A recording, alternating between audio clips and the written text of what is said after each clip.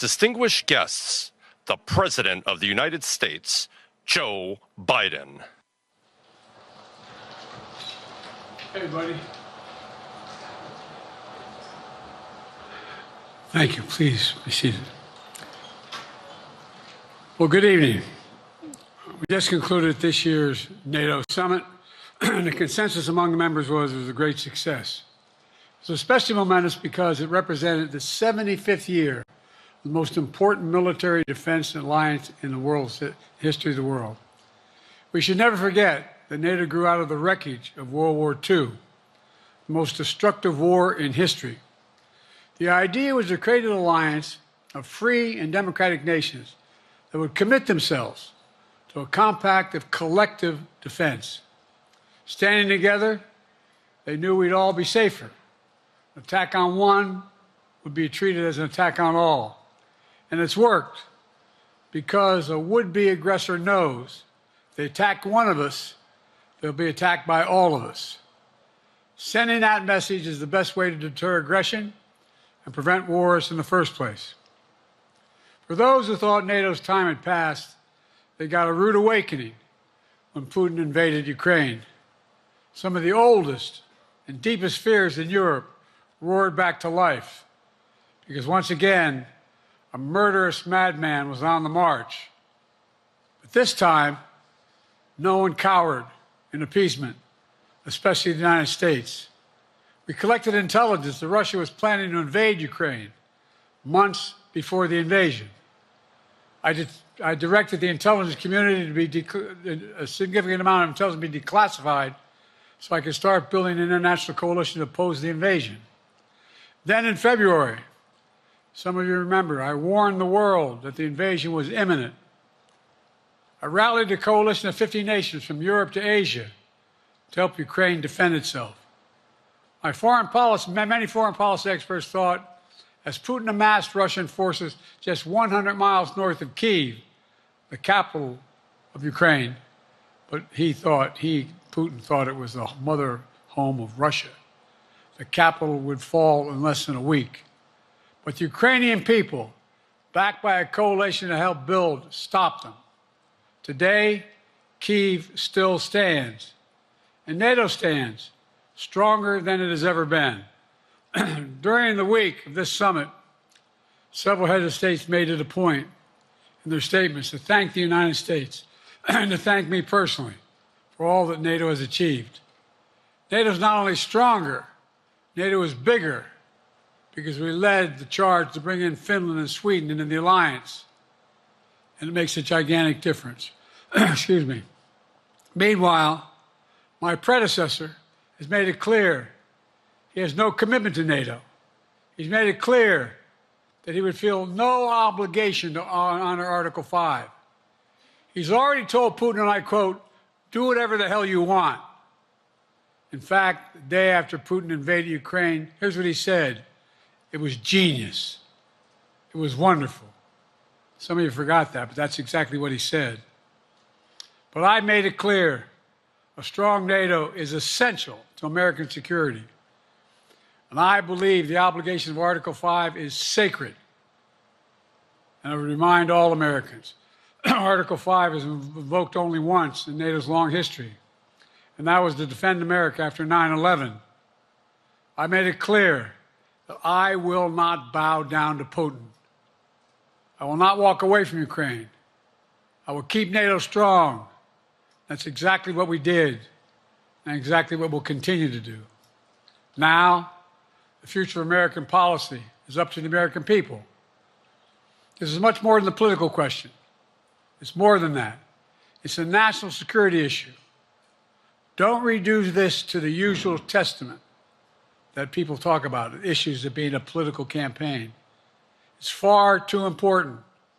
It's about the world we live in for decades to come.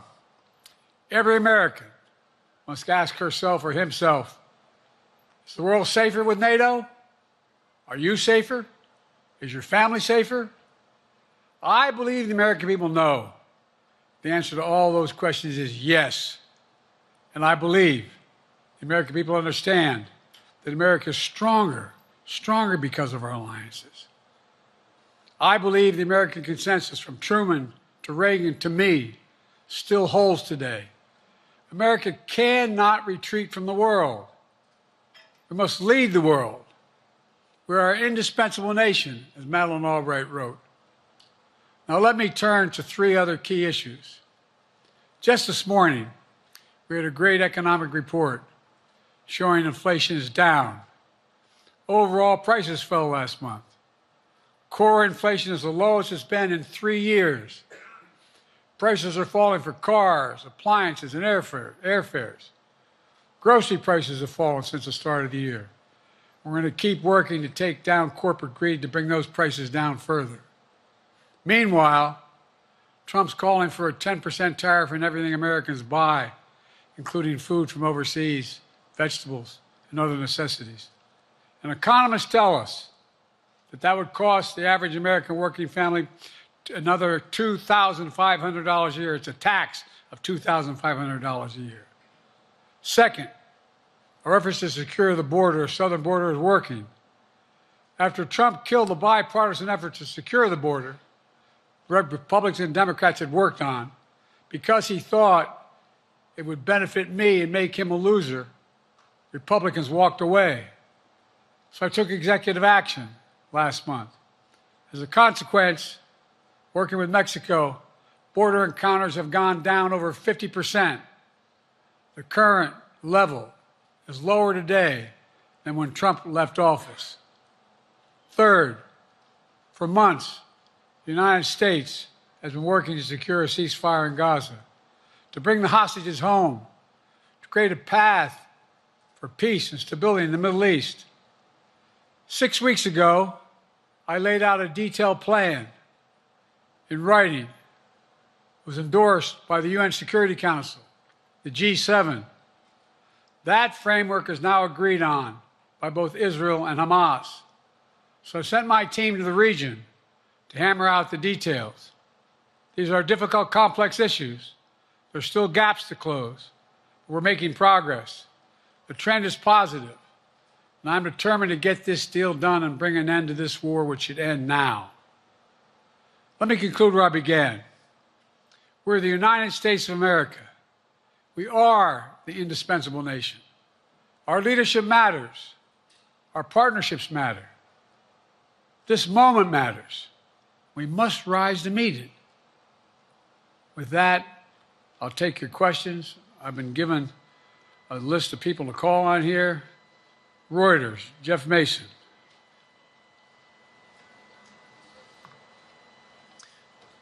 Mr. President, your political future has hung over the NATO summit a little bit this week. Speaker Pelosi made a point of suggesting that your decision on whether to stay in the race was still open. George Clooney and a handful of lawmakers have called on you to step aside. Reuters is reporting tonight that UAW leadership is concerned about your ability to win. UAW just endorsed me, but go ahead. Thank you. My question for you is, how are you incorporating these developments into your decision to stay? And separately, what concerns do you have about Vice President Harris's ability to beat Donald Trump if she were at the top of the ticket? Look, I wouldn't have picked Vice President Trump to be vice president, but I think she was not qualified to be president. So let's start there. Number one. The fact is that the consideration is that I think I'm the most qualified person to run for president. I beat him once, and I will beat him again. Secondly, the idea, I served in the Senate a long time. The idea that senators and congressmen running for office worry about the ticket is not unusual. And I might add, there are at least 5 presidents running or incumbent presidents who had lower numbers than I have now, later in the campaign. So there's a long way to go in this campaign. And so I'm just going to keep moving. And because, look, I got more work to do. We've got more work to finish. There's so much, we made so much progress. Think about it. Think about where we are economically relative to the rest of the world. Name me a world leader who wouldn't want to trade places with our economy. We've created over 800,000 manufacturing jobs, 1.5 million. So things are moving. We got more to go. Working class people still need help. Corporate greed is still at large. Their prices, the corporate profits have doubled since the pandemic. They're coming down, and so I'm optimistic about where things are going. Danny Kemp, AFP. Thanks. Thank you, Mr. President. I wanted to ask you about you mixed up Presidents Zelensky and Putin earlier today. And you now have sort of your key allies, including the British Prime Minister, the President of France, the German Chancellor having to step in and make excuses for you on that. Officials here are saying off the record that your decline has become noticeable. Hasn't this now, frankly, become damaging for America's standing in the world? Thank you. Did you see any damage to our standing by leading this conference? Have you seen a more successful conference? What do you think? And the Putin piece, I was talking about Putin, and I said, and now, at the very end, I said, Putin. I said, no, I'm sorry, Zelensky. And then I added 5 other names. Look, guys, the idea anybody suggests that we haven't had an incredibly successful conference. How many times did you hear in that conference, I know it sounds too self-serving, but other leaders, heads of state, in thanking me, saying the reason we're together is because of Biden, because Biden did the following. Look, folks, this is well, anyway, I thought it was the most successful conference I've attended in a long time, and find me a world leader who didn't think it was. Next one, Nancy Cordes, CBS. Thank you, Mr. President. You mentioned other instances in history where presidents have faced a challenge, but what makes this moment in history so unique is that it is not your enemies who are calling on you to reconsider your decision to stay in the race. It's your friends, supporters, people who think you've done a great job over the past 4 years. Have you spent time thinking about what it would mean for your legacy, which you've worked decades to build, if you stay in the race, despite the concerns that voters say they have, and you lose to someone who you yourself have argued is unfit to return to the Oval Office? Well, look, I'm not in this for my legacy. I'm in this to complete the job I started. As you recall, understandably, many of you and many economists thought my initial initiatives that I put forward, can't do that, it's going to cause inflation, things are going to skyrocket, the debt's going to go up. What are you hearing now from mainstream economists? 16 economic Nobel laureates said I've done a hell of a job. That under my plans so far and what's going to happen in the future if I'm reelected, that things are going to get much better. Our economy is growing. I was determined when I got elected to stop the trickle-down economic theory, that if the wealthy did very well, everybody else would do well. My dad was a well-read, decent guy. I don't remember much trickling down on his kitchen table.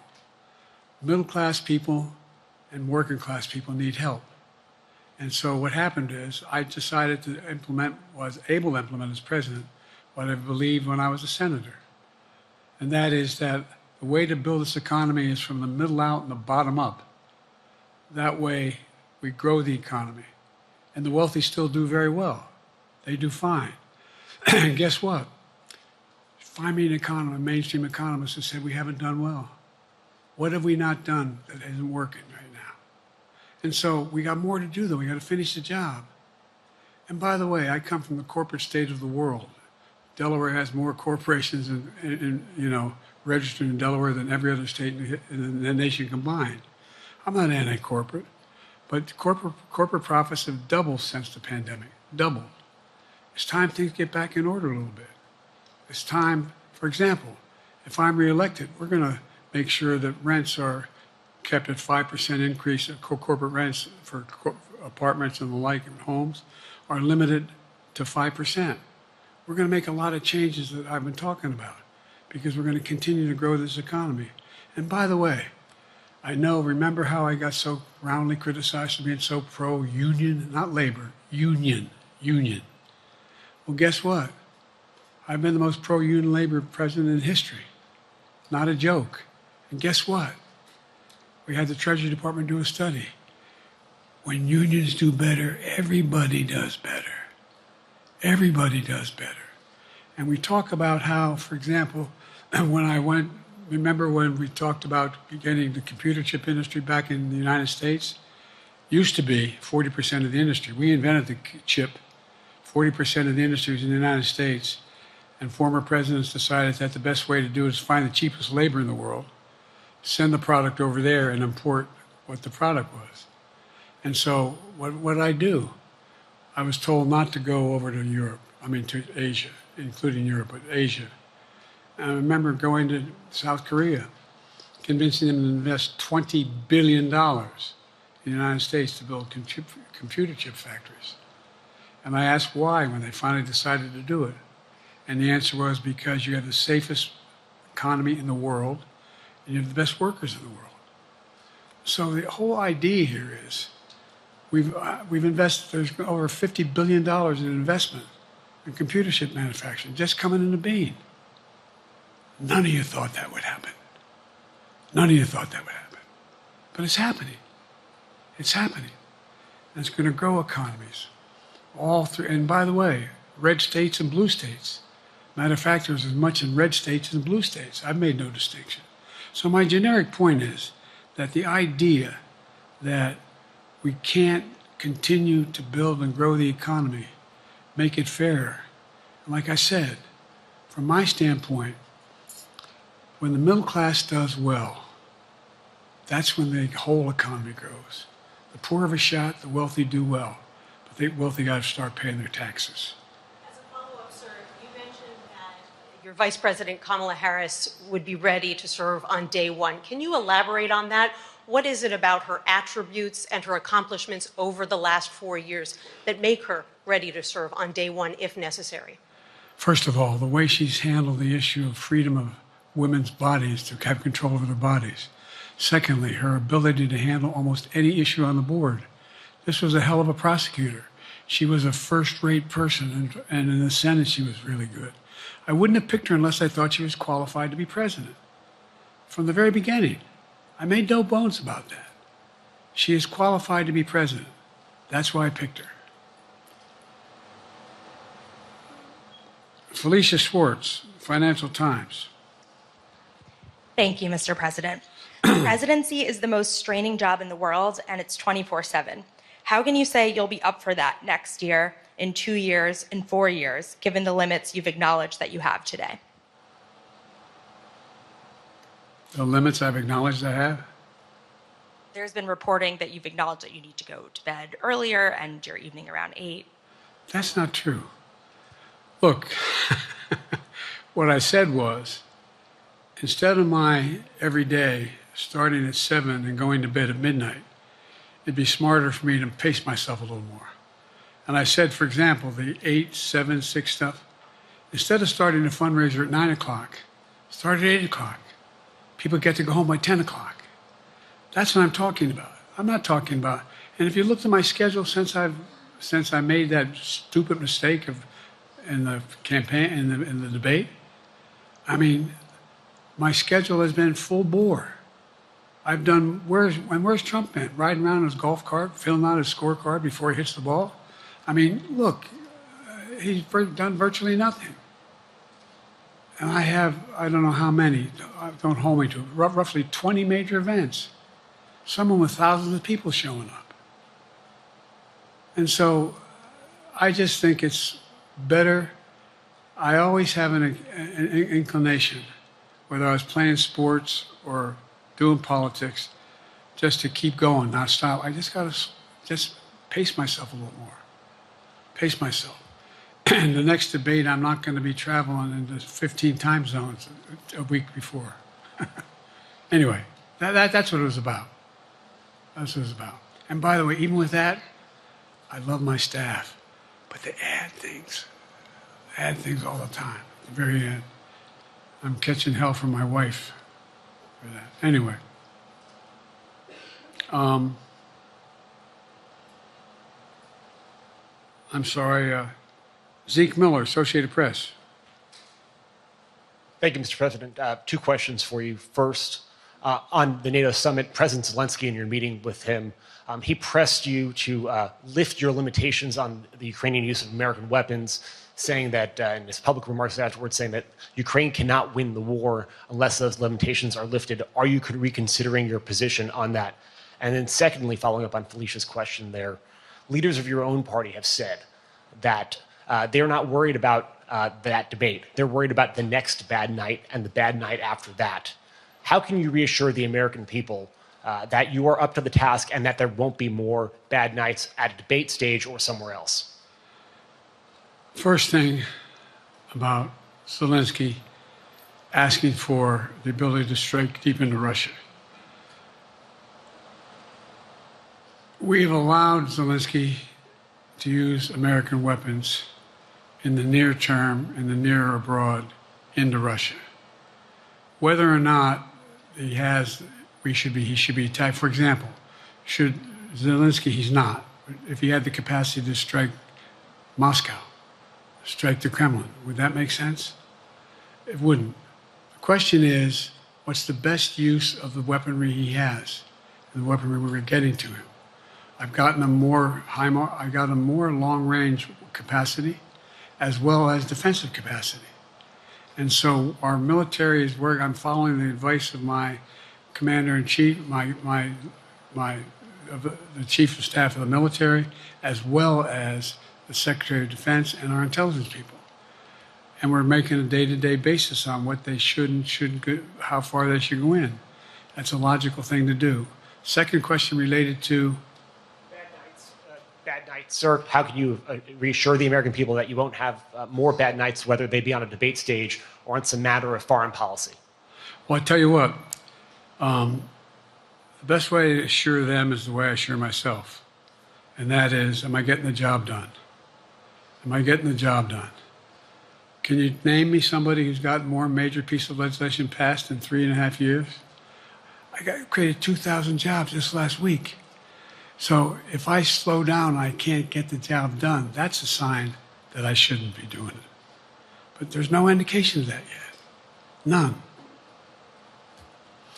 What do I got here?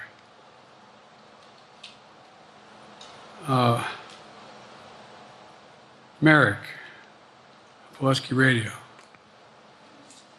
Thank you, Mr. President. How are you? I'm well. The elections in the US have consequences around the world. You have pretty high standing in Europe. I just asked President Macron about you, and he said we are happy to have him as the President of the United States. But there is a concern. Many people in Poland and across Europe are worried that the former president may win the election. And there's a lot of concern that Donald Trump may weaken NATO, stop supporting Ukraine, or push Ukraine to give up territories to Russia. They're correct. And yourself was warning just 2 minutes ago about it.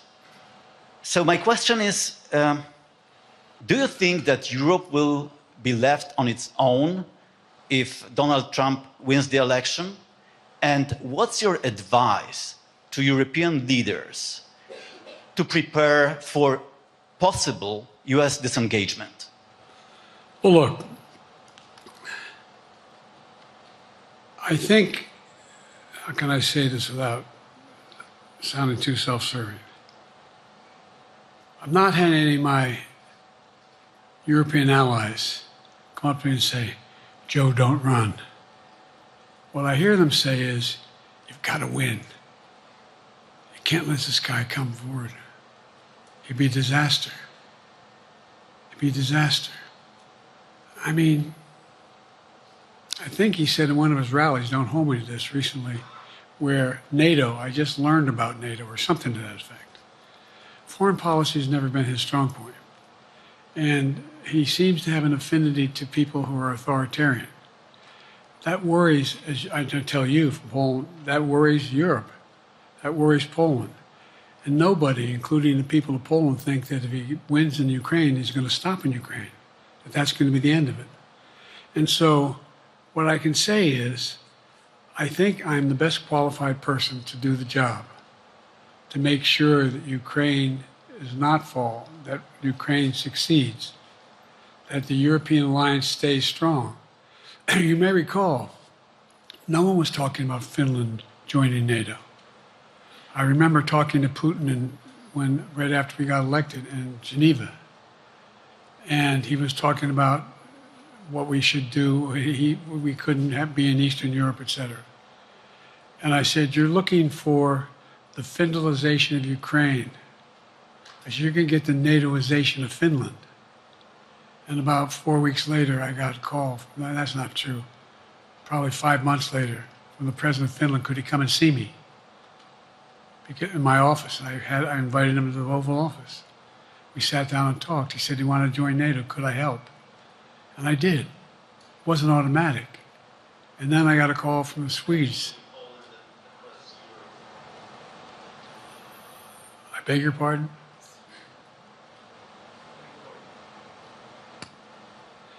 And so Finland joined NATO, 800-mile border, it's a significant, and they were already allies, but they weren't part of NATO.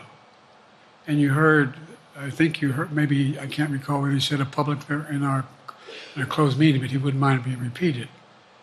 He said, we decided in Finland, the people of Finland decided they had to be part of NATO. It was in our interest because of the joint ability to be together, to dissuade any attack on Finland. And the same thing with Sweden. It took a lot of selling to some folks, particularly in Turkey and other places, to agree to the expansion. But it expanded. And we're a hell of a lot stronger because of it. We're more secure because of it. And by the way, I was able to get 50 other nations, 50, to support Ukraine. 50. And we were able to bring about a coalition of Europe and Asia, Japan and South Korea. I just we talked about AUKUS, and we talked about the relationship between Australia, New Zealand, Japan, South Korea, the United States. We're making the world safer and stronger because we have to deal with the new arrangement that exists in the world. The Cold War is over. The post-war era is over. What is going to replace it? And I respectfully suggest I have a pretty good idea what that should be. I've convinced a lot of people to follow it. And we're just going to get stronger. David Sanger. Where's it? Thank you, Mr. President. Be nice, David. Mr. President, the NATO declaration that was issued yesterday was very notable because it described China as a decisive enabler of the war in Ukraine for its provision of critical goods to the Russians. That's part of a broader partnership that seems to have cemented in place in the past 2 or 3 years. I think one that you were a little bit doubtful of when we asked you about it some time ago. So I'd be interested to know whether you have a strategy now of trying to interrupt the partnership between China and Russia, and whether or not in a second term you would pursue that, if you could describe that strategy to us. And along the way, could you also tell us whether you think, just to follow up on Felicia's question, that if you were in a room with Vladimir Putin again, the way you were 3 years ago, or with President Xi, that a few years from now you will be able to go negotiate with them, handle them one-on-one?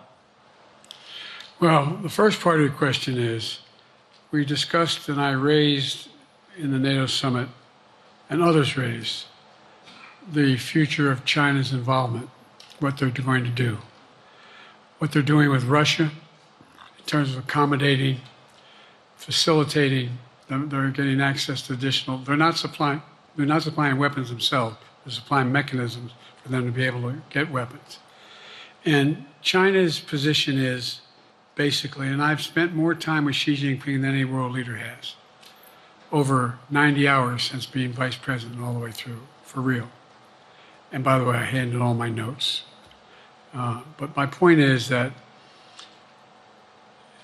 Xi believes that China is a large enough market that they can entice any country, including European countries, to invest there in return for commitments from Europe to do A, B, C, or D, or not to do certain things. What's happened is we had a long discussion about what we have to make clear. China has to understand that if they are supplying Russia with information and capacity, along with working with North Korea and others to help Russia in armament, that they're not going to benefit economically as a consequence of that by getting the kind of investment they're looking for. And so, for example, we're in a situation where, and we've reestablished direct contact with China after that, remember the balloon, quote unquote, going down, and all of a sudden things came to an end? Well, we set up a new mechanism. There's a direct line between Xi and me, and our military has direct access to one another, and they contact one another when we have problems. The issue is that we have to make sure that Xi understands there's a price to pay for undercutting both the Pacific Basin as well as Europe, and as it relates to Russia and dealing with Ukraine. And so for example, if you want to invest in China, as you know this area really well. If you want to invest in China, you have to have a 51% Chinese owner. You have to make sure that you do by their rules. And you don't have the authority, and you have to provide all access to all the data and information you have. There was a while there, as you recall, the last administration and other administrations, where the access to that market was enticing enough to get companies to come in because they had access to over 1 billion people in a market, not 1 billion, but a lot of people in the market. And so they were doing it. But that got curtailed when we started saying we're going to play by the same rules. For example, the idea they don't abide by the international rules related to subsidizing products by the government funding. So guess what? They're not going to be able to export their electric vehicles to the United States without a significant tariff. Others are doing the same thing around the world. But it is a concern. It is a concern that you have both China, North Korea, Russia, Iran, countries that are not necessarily coordinated in the past, looking to figure out how they can have impact. Do you have a strategy to interrupt that impact? Yes, I do, but I'm not prepared to talk about the detail of it in public. And I think you'll see that some of our European friends are going to be curtailing their investment in Russia. In China, as long as China continues to have this indirect help to Russia in terms of being able to help their economy as well as help them in, as a consequence of that, their ability to fight in Ukraine. The other thing that we talked a lot about is that, and I raised it, and I didn't hear any. I can't swear that everyone agreed because not everyone got to talk about it. But we need a new industrial policy in the West. For example, we talked about how both the EU as well as NATO has to be able to begin to build their own munition capacity, has to be able to generate their own capacity to provide for weapons and the ability to. It came as a surprise to some of us how we had fallen behind in the West in terms of the ability to construct new material, new weaponry, new everything from vehicles to weapon systems. And so one of the things that came out of this was we're going to be meeting again with a number of my colleagues, my European colleagues, is what do we do to increase the capacity of the West, particularly in Europe and Japan, to be able to generate the kind of ability to produce their own weapon systems. Not just for themselves, but to be able to generate that. It's the same, it's what Russia's trying to figure out. That they went to China and they didn't get the weapons, but then they went to North Korea. But we're going to be in a position where the West is going to become the industrial base for it to be able to, the ability to have all the defensive weapons that we need. That was a discussion as well. Mr. President, I'm not sure you answered on whether you would be ready to go deal with Putin and Xi 2 or 3 years from now. I'm ready to deal with them now and 3 years from now. Look,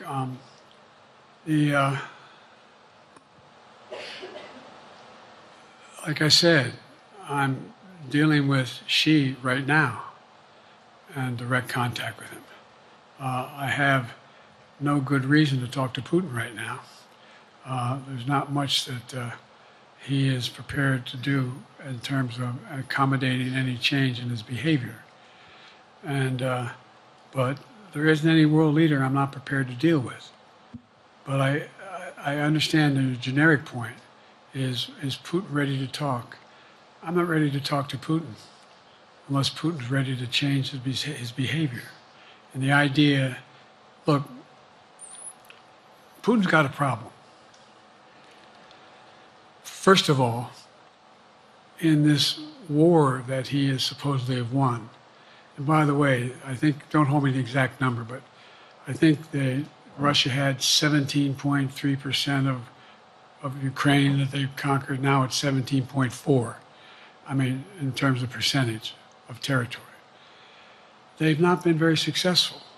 They've caused horrible damage, loss of life, but they've also lost over 350,000 troops, military, killed or wounded.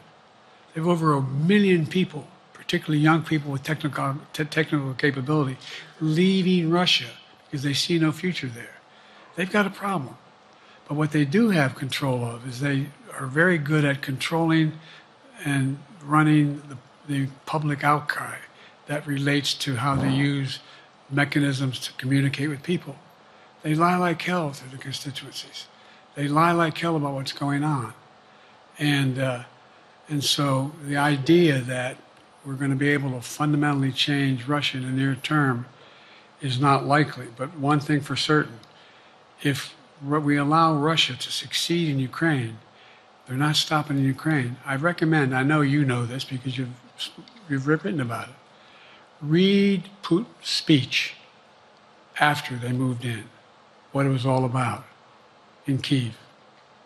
It wasn't about just, anyway, read what his objective is. And anyway, but so I think that I'm prepared to talk to any leader who wants to talk, including if Putin called me and wanted to talk. Last time I talked to Putin was trying to get him to work on an arms control agreement related to nuclear weapons in space. That didn't go very far.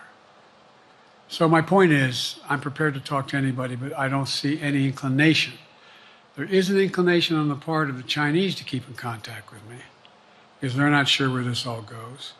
And look what's happened in Asia. We have strengthened the Asian Pacific area more than anyone else has.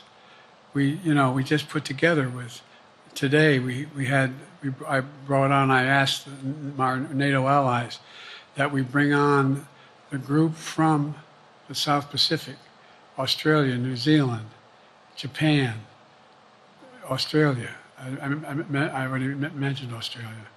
And I met twice now, I think, with the 14 leaders of the Pacific Island nations. And we've slowed down what's going on there. We've slowed down China's reach. But there's a lot of work to do. This is a moving target, and I don't take it lightly. Assam from NPR. Thank you, Mr. President. Asma Khalid with NPR. I have two questions. Earlier, you spoke about the ceasefire plan between Israel and Hamas. We're now looking at 10 months of war, and I'm curious if there's anything that you feel personally you wish you would have done differently over the course of the war. And then secondly, if I may, I wanted to ask you about your presidential campaign. I remember covering your campaign in 2020, and there was a moment where you referred to yourself as a, quote, bridge candidacy, a transition to a younger generation of leaders. I want to understand what changed.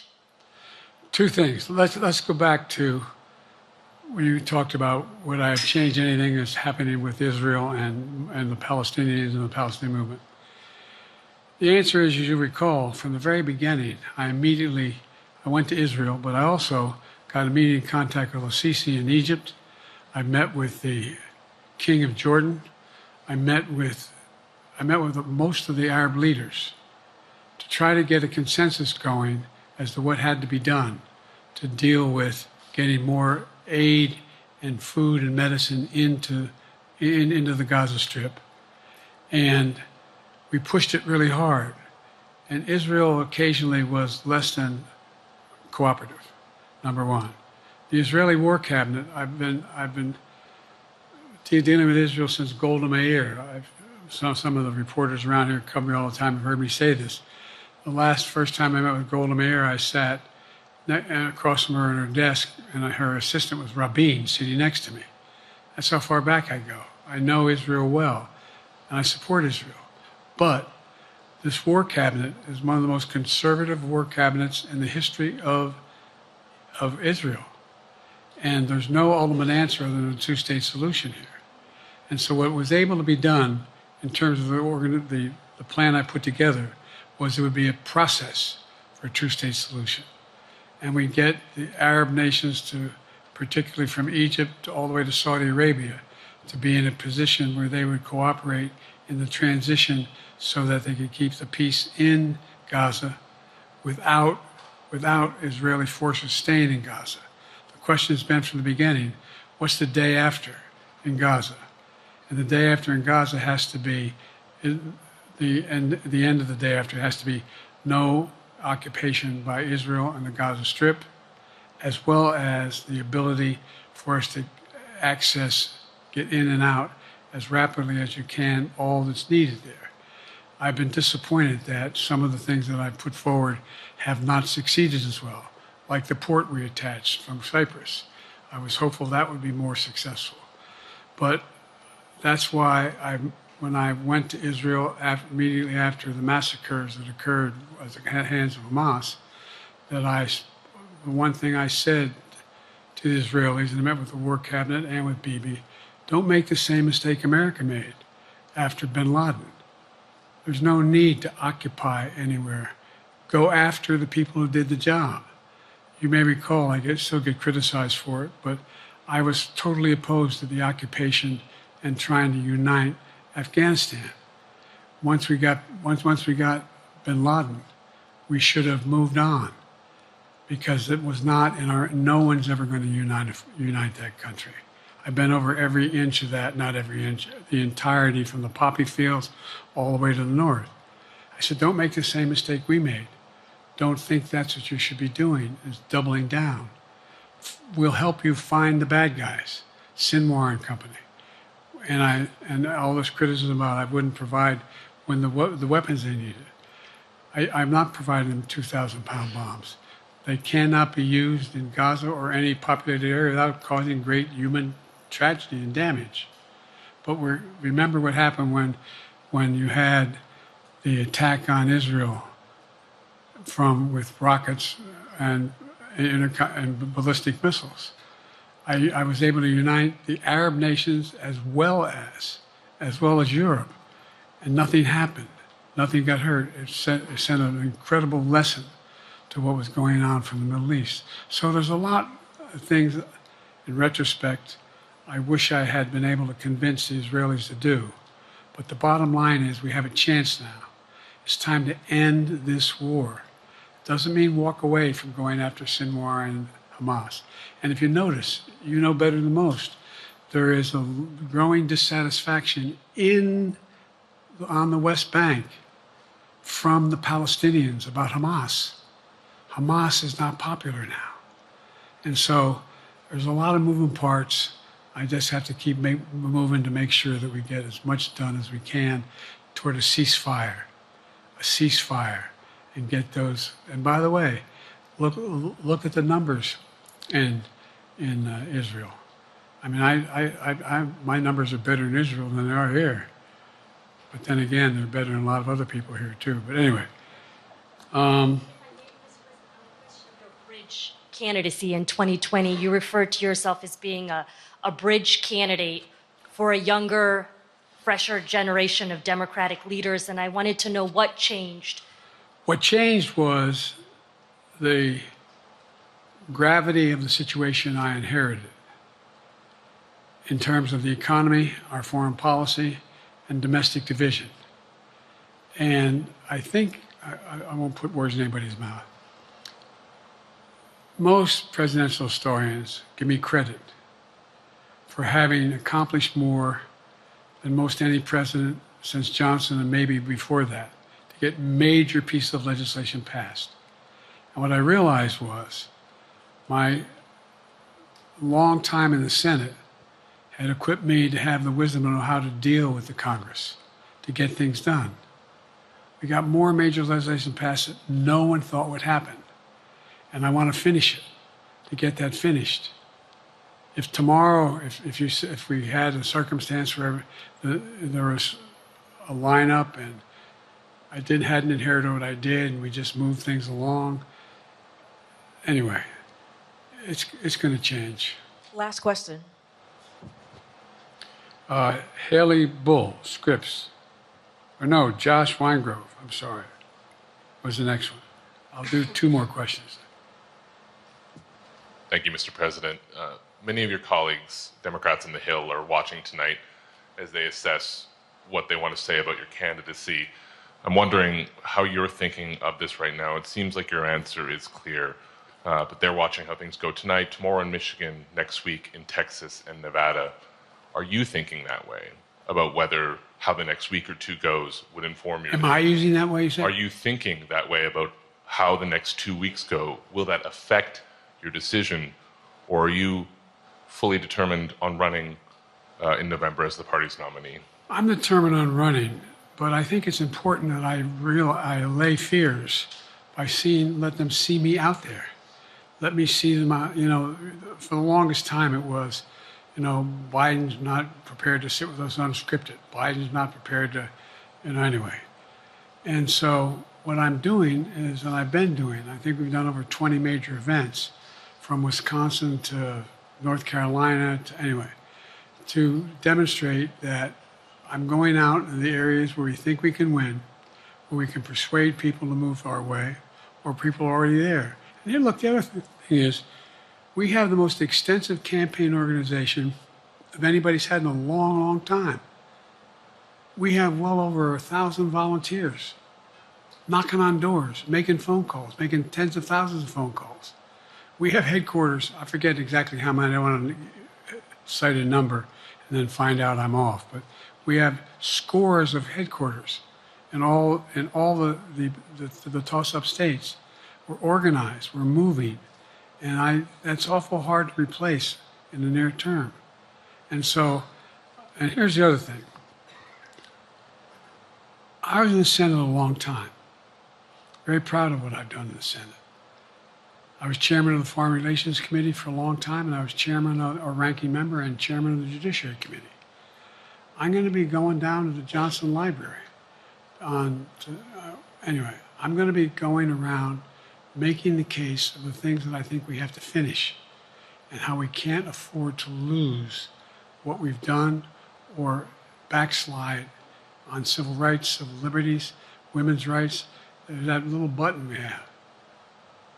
Control guns, not girls. I mean, the idea we're sitting around. This is where Kamala's so good as well. We're sitting around. More children are killed by a bullet than any other cause of death. The United States of America. What the hell are we doing? What are we doing? We got a candidate saying, promised the NRA, don't worry, I'm not going to do anything. I'm not going to do anything. You got a Supreme Court that is what you might call the most conservative court in American history. This is ridiculous. There's so much we can do still. And I'm determined to get it done. It's about freedom. And by the way, I'll end this. Well, I'm not going to do that. Haley has to come up too. But I remember I made a speech on democracy in Philadelphia at Independence Hall. And I'm not being critical, just observing. The bulk of the press said, what the hell is he talking about that for? Democracy. You did. Democracy is not an issue. Democracy is not an issue. Except the polling data showed 60% of the people knew I was right, thought I was right. I'm not asking you a question. You don't have to answer, obviously. But do you think our democracy is under siege based on this court? Do you think democracy is under siege based on Project 2025? Do you think he means what he says when he says he's going to do away with the civil service, eliminate the Department of Education, make sure, we've never been here before. And that's the other reason why you say, hand off to another generation. I've got to finish this job. I've got to finish this job because there's so much at stake. We've had some discussions over the past few days with your press secretary about the question of health exams. And you said you take a cognitive test every day in this job. Are you open to taking another physical or test before the election? Governor Whitmer of Michigan, for instance, said it wouldn't hurt to take a test. Well, look, two things. One, I've taken 3 significant and intense neurological exams by a neurologist. In each case, as recently as February. And they say I'm in good shape, okay? Although I do have a little problem with my left foot because it's not as sensitive because I broke my foot and didn't wear the boot. But I'm good.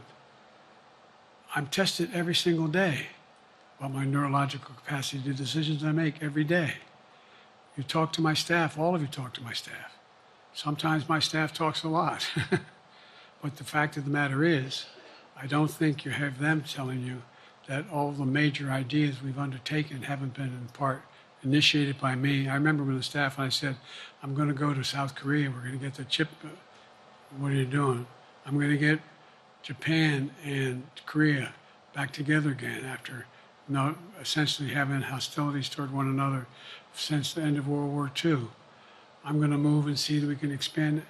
The only thing age does is help you with it. Creates a little bit of wisdom if you pay attention. And so the point I'm making is, I think it's important that if the neurologist tells me he thinks I need another exam, and by the way, I've laid every bit of the record out, hadn't hidden a thing. You ought to ask Trump for his, okay? I laid it all out. And every single day I'm surrounded by good docs.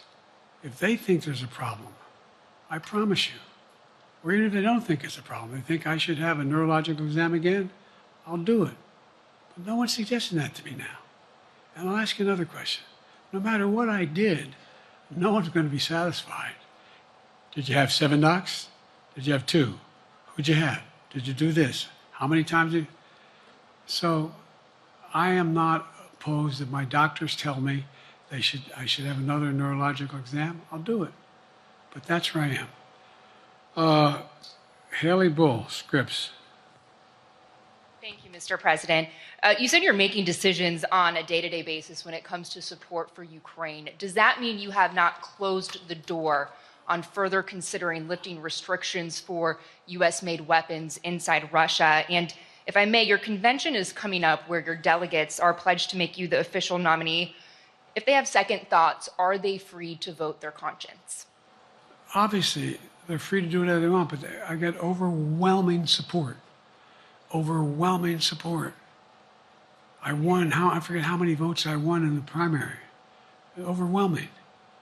And so tomorrow, if all of a sudden I show up at the convention, everybody says, we want somebody else, that's the democratic process. It's not going to happen. Even if that means they vote for someone else? Sure. Look, I'll end this with this.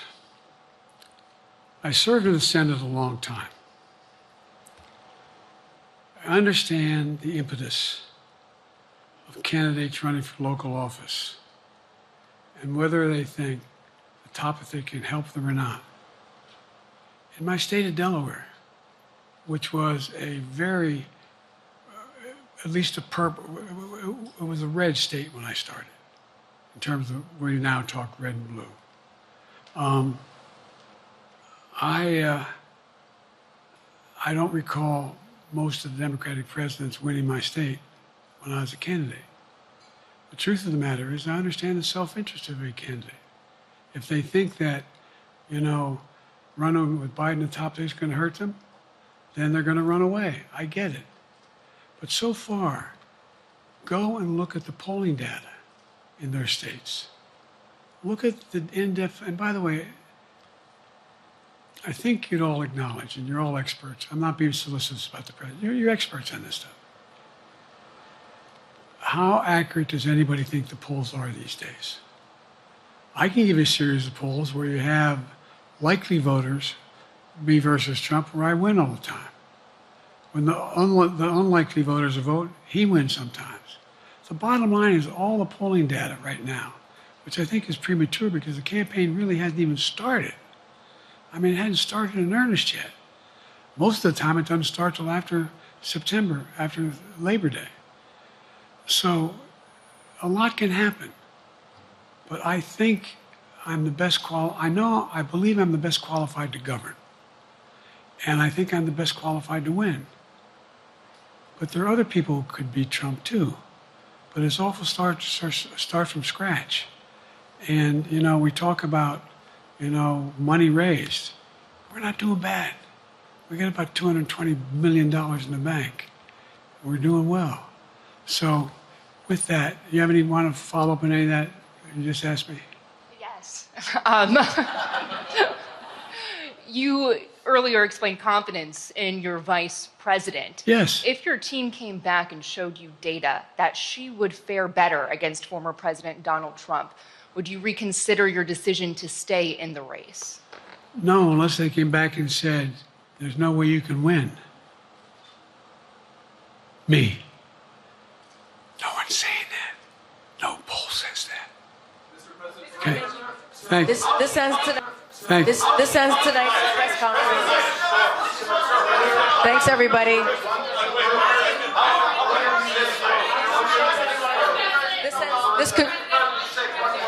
This concludes. Respectfully, earlier you misspoke in your opening answer. You referred to Vice President Harris as Vice President Trump. Right now, Donald Trump is using that to mock your age and your memory. How do you combat that criticism from tonight? Listen to him. This concludes tonight's press conference. Thank you, everybody. Thanks, everyone.